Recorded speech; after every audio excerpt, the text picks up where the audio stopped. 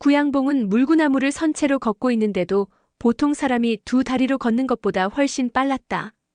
곽정이 몰래 한참을 구양봉 뒤를 따라가니 웬 동굴 하나가 나타났다. 구양봉이 그 동굴 앞에 멈춰서자 곽정은 얼른 큰 바위 뒤에 몸을 숨겼다. 그때 구양봉이 큰 소리로 소리를 질렀다. 네가 잘못 해석하는 바람에 내가 잘못 익히고 말았구나. 그러자 동굴 안에서 여자 음성이 들렸다. 제대로 수련하지 않은 탓이지 그게 어째서 내가 잘못 해석한 탓이란 거예요? 곽정은 그 목소리를 듣는 순간 하마터면 소리를 지를 뻔했다. 그 목소리는 바로 곽정이 꿈에서도 그리던 황용의 목소리였다. 곽정은 귀신에 홀린 듯 한동안 정신을 차리지 못했다. 분명 네가 시킨 대로 했는데 대체 왜 인맥과 양유맥이 바뀌지 않는단 말이냐? 그러자 황용이 짜증 섞인 투로 대꾸했다. 어떻게 상승무공을 하루아침에 이루겠어요? 아직 수련이 부족하니 더 전진하세요. 그 말에 구양봉이 버럭 화를 내며 말했다. 내일 정오가 화산농검대회인데 그럴 시간이 어디 있느냐? 더 꾸물거리지 말고 경문 전체를 해석해줘야겠다. 곽정은 그제야 구양봉의 의도를 눈치챘다. 황용이 웃으며 말했다. 우리 곽정 오빠와 약속한 걸 잊었어요? 오빠가 당신을 3번 살려주는 대신에 내가 원할 때 당신에게 구음진경을 가르쳐줘도 괜찮다고 약속했잖아요? 곽정은 황용이 자기를 우리 곽정 오빠라고 부르는 것을 듣자 가슴이 두근거렸다. 당장이라도 황용에게 달려가고 싶었다. 그때 구양봉이 비웃듯 말하는 소리가 들렸다. 상황이 급한데 약속은 무슨 약속이란 말이냐? 그러더니 물구나무 선 자세에서 두 다리로 똑바로 서더니 동굴 안으로 들어갔다. 곧이어 황용의 비명이 터져나왔다. 그 소리를 듣자 곽정은 큰 소리로 황용을 부르며 동굴을 향해 뛰어갔다.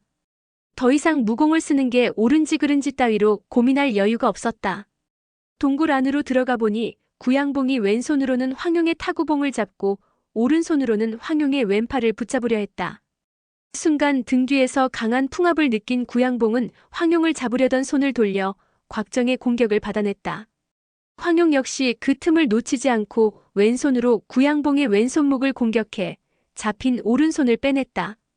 구양봉은 갑자기 나타난 곽정을 보자 흠칫 놀라지 않을 수 없었다. 곽정이 구양봉을 향해 소리쳤다. 구양 선배, 무학 대종사로서 어찌 약속을 가벼이 여긴단 말이오? 그 말에 구양봉은 자기도 모르게 얼굴이 벌개지고 말았다. 구양봉은 아무런 말 없이 옷자락을 날리며 곽정 곁을 바람처럼 스쳐 도망가 버렸다. 구양봉이 자리를 피한 데는 비단 부끄러움 때문만은 아니었다.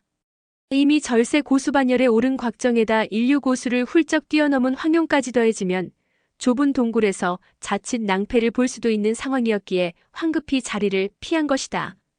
곽정은 구양봉이 동굴을 나가자 얼른 황용에게 다가가 손을 꼭 잡았다. 용아, 정말 보고 싶었어. 곽정은 감정이 북받쳐 온몸이 부들부들 떨려왔다. 그러나 황용은 곽정의 손을 뿌리치며 냉정한 태도로 말했다. 누구신데 제 손을 함부로 잡는 거죠? 그 말에 곽정은 순간 어리둥절해졌다. 나야 나 곽정이야. 난 네가 죽은 줄 알고 얼마나 마음 아팠는지 몰라. 그러자 황용이 콧방귀를 뀌며 대꾸했다. 저리 비키세요. 전대기 누군지 몰라요.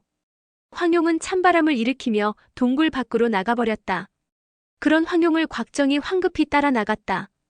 곽정이 자기 말 좀 들어달라고 황용을 붙잡았지만 황용의 태도는 여전히 냉담했다. 황용은 곽정의 마르고 초췌해진 모습을 보고 안쓰러운 생각이 들기도 했지만 여러 차례 자기를 버린 일이 떠올라 화가 났다. 곽정은 아무 말 없이 그저 황용의 뒤를 묵묵히 따랐다. 황용은 그런 곽정을 보자 주마등처럼 옛일들이 뇌리를 스쳐갔다. 구양봉의 추적을 따돌리기 위해 유사에서 금장식과 담비 가죽옷을 버린 일이며 혼자 도화도로 가던 중에 산동에서 큰 병을 앓은 일등이 떠올랐다. 돌봐주는 사람 하나 없이 고열에 시달리며 곽정에 대한 배신감으로 몸서리친 일이 지금도 생생했다. 게다가 병이 나은 뒤 구양봉에게 붙잡혀 이곳 화산까지 끌려와 경문을 해석해주게 된 일등을 떠올리니 생각할수록 곽정이 원망스러울 뿐이었다. 생각이 거기에 미치자 뒤따르고 있는 곽정의 발소리가 갑자기 몸서리치게 싫어졌다. 황용은 갑자기 뒤를 돌아보며 큰 소리로 화를 냈다. 대체 왜 날 따라오는 거예요? 그 말에 곽정이 평생 황용 곁을 떠나지 않을 거라고 답하자 황용이 냉소를 지었다. 태무친의 부마나리께서 저 같은 미천한 계집을 따라다니다니요. 그러자 곽정이 입술을 깨물며 말했다. 태무친이 어머니를 죽였는데 내가 어찌 그의 부마가 될 수 있겠니? 그 말에 황용은 더 화가 치밀어 얼굴을 붉힌 채 소리를 질렀다. 그럼 그렇지. 난 또 나에 대한 정이 조금은 남아있어서 그러는 줄 알았지 뭐예요. 결국 태무친에게 버림받고 갈 데가 없으니 날 찾아온 거란 말이죠. 내가 그렇게 함부로 해도 될 만큼 그렇게 쉬워 보였어요? 황용은 화를 참지 못하고 그만 눈물을 흘리고 말았다. 그 모습에 당황한 곽정은 어찌해야 좋을지 몰랐다. 변명을 하고 싶었으나 무슨 말을 어떻게 해야 할지 머릿속에 떠오르지 않았다. 용아, 어떻게 하면 날 용서해 줄래? 그러자 황용은 눈물을 흘리며 처량하게 말했다. 제발 부탁이니 그냥 우리 서로 모르는 사이로 살아요. 다시는 날 따라오지 마세요. 곽정은 황용의 단호한 태도에 안색이 창백해졌다. 어떻게 하면 내 진심을 믿어주겠니? 그러자 황용이 대꾸했다. 오빠가 이 자리에서 죽기라도 한다면 혹시 모를까 제가 어떻게 오빠를 믿어요? 그 말을 듣자 곽정은 뜨거운 피가 솟구쳐 오르는 것 같았다. 잠시 생각에 잠겼던 곽정은 뭔가를 결심한 듯 갑자기 몸을 틀어 절벽을 향해 걸어갔다. 그걸 본 황용이 깜짝 놀라 급히 달려가 곽정의 옷을 힘껏 잡아당기고 벼랑 끝을 막고 섰다. 오빤 정말 내 생각은 전혀 안 하는군요. 내가 화가 나서 한마디 했다고 시위하는 거예요? 이럴 바에야 차라리 영원히 서로 보지 말자고요. 황용은 창백한 얼굴로 부들부들 떨며 벼랑 끝에 서 있었다. 곽정은 북받쳐 오르는 감정을 이기지 못하고 정말 뛰어내려 자기 진심을 증명해 보이고 싶었다. 그러나 지금 보니 자칫 잘못하면 황용이 떨어지게 될 것만 같았다. 용아, 위험하니 안쪽으로 들어와. 곽정은 혹시나 황용이 떨어지지는 않을까 하는 걱정으로 목소리가 떨려왔다. 황용은 그런 곽정의 떨리는 목소리에 콧날이 시큰거렸다. 누가 내 걱정해달랬어요? 황용은 그동안의 외로움과 두려웠던 감정이 한꺼번에 터져나오며 목 놓아 울었다. 그제야 곽정은 말없이 그런 황용을 꽉 껴안아줬다. 그렇게 그동안 쌓였던 감정을 털어낸 두 사람은 다시 예전처럼 화기애애해졌다. 서로 마음고생을 겪고 나니 정이 한층 더 깊어진 듯했다. 두 사람은 손을 잡고 다시 동굴로 들어가 그간의 일들을 이야기했다. 오랜만에 만난 두 사람의 이야기는 해가 서산으로 진 뒤에도 끝날 줄 몰랐다. 그런데 구양봉은 어떻게 된 거야? 그 말에 황용이 웃으며 말했다. 오빠가 엉터리로 써준 경문을 제가 멋대로 해석해줬죠. 그런데 구양봉이 대단하긴 대단한가 봐요. 제가 무공을 거꾸로 가르쳐줬는데 정말로 물구나무를 선 채로 수련하더니 자기 몸의 경맥을 거꾸로 흐르게 하는 거예요. 이대로 간다면 전신의 경맥을 모두 역행시킬지도 모르겠어요. 그러면서 황용이 깔깔거리며 웃자 곽정도 따라서 웃었다. 그런데 오빠는 천하제일을 다투려고 화산에 온 거예요? 그러자 곽정이 고개를 저었다. 사실은 주대영께 무공을 없애는 방법을 여쭤보려고 온 거야. 그러면서 그간 자신이 고민해온 문제를 털어놓았다. 황용도 가만히 생각에 잠겼다가 고개를 끄덕였다. 무공을 잊는 것도 좋겠네요. 오빠나 나나 지금까지 무공을 익히며 점점 강해졌지만 동시에 마음은 전처럼 편치가 않으니까요. 사람이 나이가 들면 근심만 늘 뿐 무공이 늘었다고 행복해지는 건 아닌 것 같아요. 그때 갑자기 누군가 큰 소리로 웃으며 어디론가 달려가는 소리가 들렸다. 그 웃음소리의 주인공은 바로 노안동 주백통이었다. 곽정과 황용은 반가운 마음에 서로 눈빛을 주고받더니 곧장 동굴 밖으로 나와 그 소리를 뒤쫓았다. 얼마나 갔을까? 저 멀리서 무기가 서로 부딪히는 소리와 시끄러운 함성이 들려왔다. 현장에 도착해보니 주백통이 배를 움켜쥐고 득이양양한 얼굴로 웃음을 터뜨리고 있었고 그 옆에서 구척이가 검으로 땅을 짚고 서 있었다. 그리고 사통천, 팽년호, 영지상인, 후통에 네 사람은 각자 다른 자세로 꼼짝도 않고 서 있었다. 그들의 모습은 제각기 달랐지만 하나같이 지늘기나 나무로 깎아놓은 인형처럼 꼼짝도 못하고 그 자리에 굳어 있었다. 아마도 주백통에게 혈도를 제압당한 것 같았다. 그러나 그 네 사람을 제압한 주백통은 이들을 어찌 처리해야 할지 결정을 내리지 못했다. 그때 곽정과 황용을 본 주백통이 기뻐하며 황용에게 어찌 처리하는 게 좋겠냐고 물었다. 황용이 피식 웃으며 먼저 팽년호를 가리켰다. 저자의 몸을 수색해보세요. 그 말에 따라 주백통이 팽년호의 몸을 뒤져 독침이 달린 반지와 해독약 2병을 찾아냈다. 저 독침으로 사질되시는 마옥도장을 찌른 적이 있으니 저자들도 몇 번 찔러주세요. 팽년호와 나머지 3사람은 몸이 굳어 말을 할 수는 없었지만 소리는 똑똑히 들을 수 있었기 때문에 황용의 말에 깜짝 놀라 당황했다. 주백통은 황용의 말을 듣고 신난 듯 바늘로 번갈아가며 몇 번씩 찔러댔다. 해독약이 우리에게 있으니 앞으로 우리 말을 잘 듣겠죠? 황용의 말에 주백통은 좋아라 손뼉을 치더니 고개를 모로 꼬고 잠시 생각에 잠겼다. 그러고는 해독약을 구척이에게 건네주며 말했다. 자네가 이 내 녀석을 종남산 중양궁으로 데려가 20년간 가두어두게. 가는 길에 착하게 말을 잘 들으면 이 약을 먹이고 그러지 않으면 독이 퍼져 죽게 그냥 내버려두게. 그러자 구척이가 알겠다며 허리를 굽혔다. 그 모습을 보고 황용이 미소를 지었다. 못 보던 사이에 말솜씨가 많이 느셨네요. 그 말에 주백통은 의기양양해져 팽년호 등의 혈도를 풀어주었다. 너희들은 중양궁에 가서 20년간 얌전히 지내거라. 주백통의 호통에 팽년호 등은 아무 말도 하지 못하고 그저 굽실거릴 뿐이었다. 구척이는 웃음을 참으며 주백통에게 하직 인사를 올리고 4사람을 데리고 산을 내려갔다. 구척이가 떠나고 3사람이 이야기를 나누고 있는데 갑자기 왼쪽 봉우리에서 뭔가 번뜩이는 것이 눈에 띄었다. 곽정과 황용이 고개를 들어 살폈을 때는 이미 빛이 사라진 뒤였다. 그와 동시에 언제 사라졌는지 주백통도 사라지고 없었다. 아마 빛이 반짝일 때 벌써 움직인 모양이었다. 그런데 잠시 후 갑자기 발소리가 가까워지더니 검은 그림자 2개가 불쑥 튀어나왔다. 2사람은 옷자락으로 바람을 일으키며 굉장히 빠른 속도로 달리고 있었다. 자세히 보니 앞에 있는 사람은 노안동 주백통이었고 뒤에서 쫓는 사람은 구천인이었다. 곽정은 그 모습을 보고 의아한 생각이 들었다. 분명 서역에서는 구천인이 주백통에게 쫓겨다녔는데 이게 어찌된 일인가? 달빛 아래서 주백통은 잠시도 쉬지 않고 이리저리 뛰어다니면서 곽정과 황용에게 다급하게 외쳤다. 뭣들 하는 거야? 어서 와서 나 좀 도와줘. 저 뱀들이 날 물려고 해. 그제야 구천인 손에 들린 뱀이 곽정 눈에 들어왔다.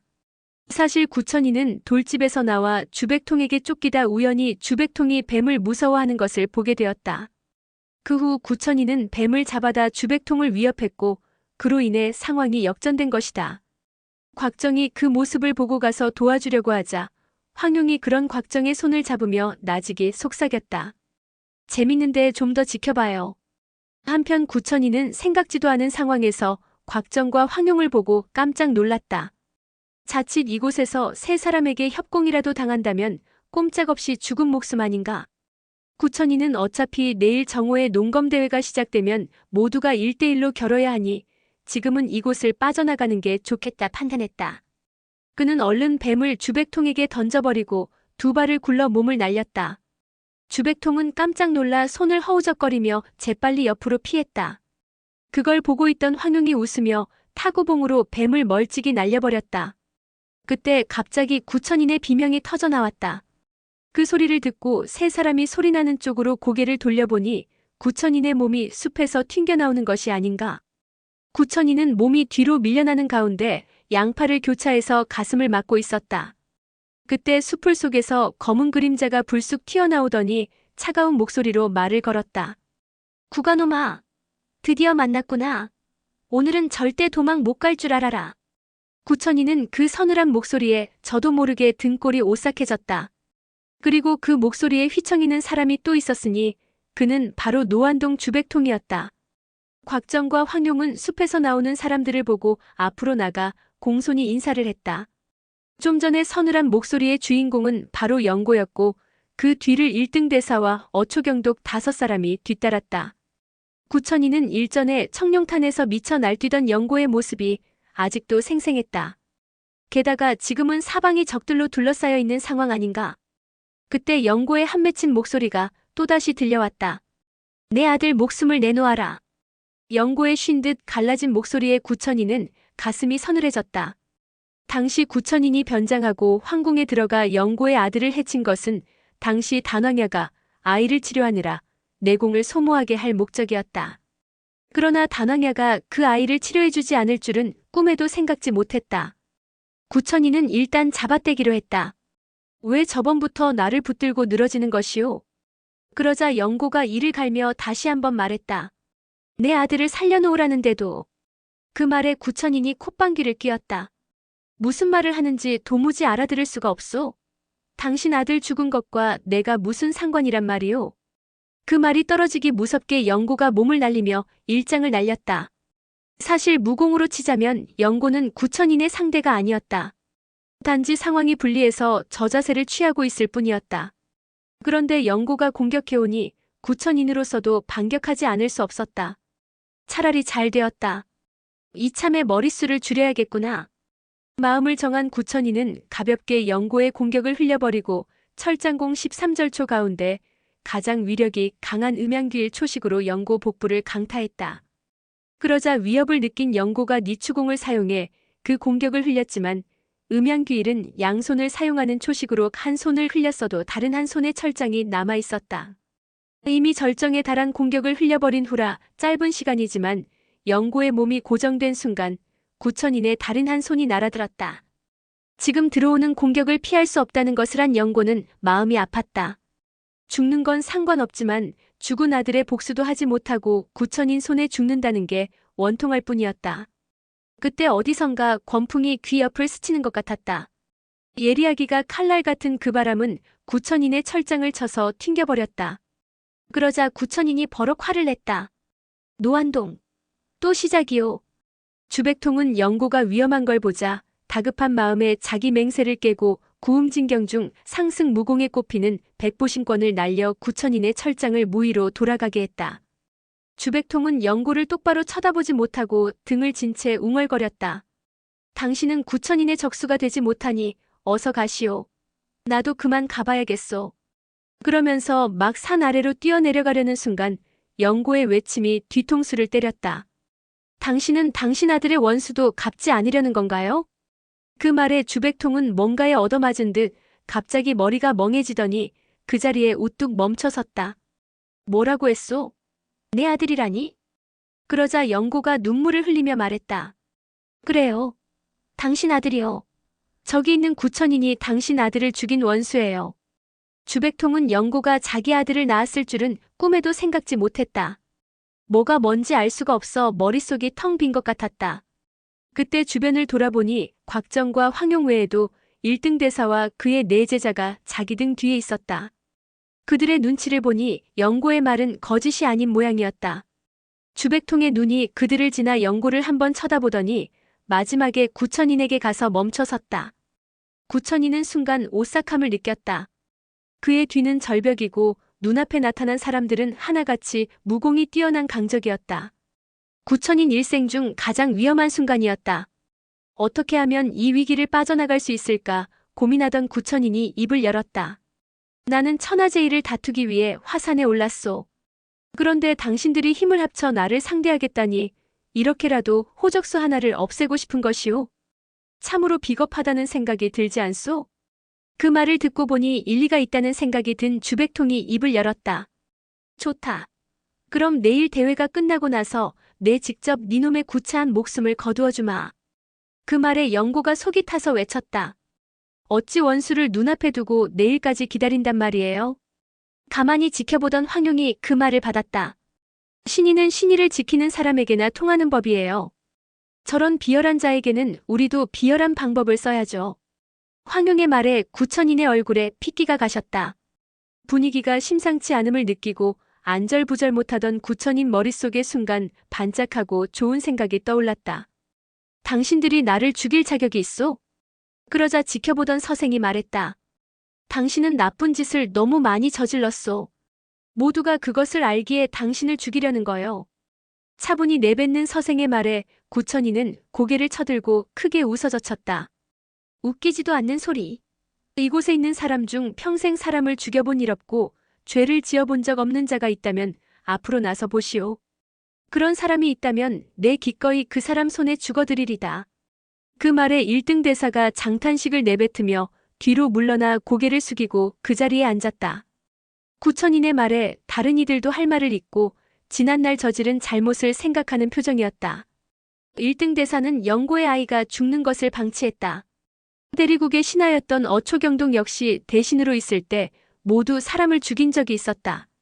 주백통과 영고는 서로 마주보며 평생의 한으로 남은 일을 떠올리고는 부끄러움에 고개를 떨고 왔다. 곽정은 서쪽을 정벌할 때 전쟁터에서 수많은 사람을 죽였으며 황용은 몇 해 동안 아버지를 크게 걱정시켰으니 불효를 저질렀다 할 수 있을 것이다. 과연 이들 중 죄 없는 사람이 있는가? 모두가 꿀먹은 벙어리가 되는 것을 보고 구천이는 이때다 싶어 곽정 앞으로 성큼성큼 걸어갔다. 곽정은 그런 구천인을 막지 못하고 한쪽으로 물러서며 길을 터주었다. 구천인이 그런 곽정을 보며 의기양양하게 자리를 뜨려는 순간 어디선가 날아온 죽봉이 그의 얼굴을 스치고 지나갔다. 죽봉의 공격이 워낙 빨라 구천인이 손을 들어 죽봉 끝을 잡으려 했지만 오히려 연거푸 공격이 이어지며 구천인의 가슴을 강타했다.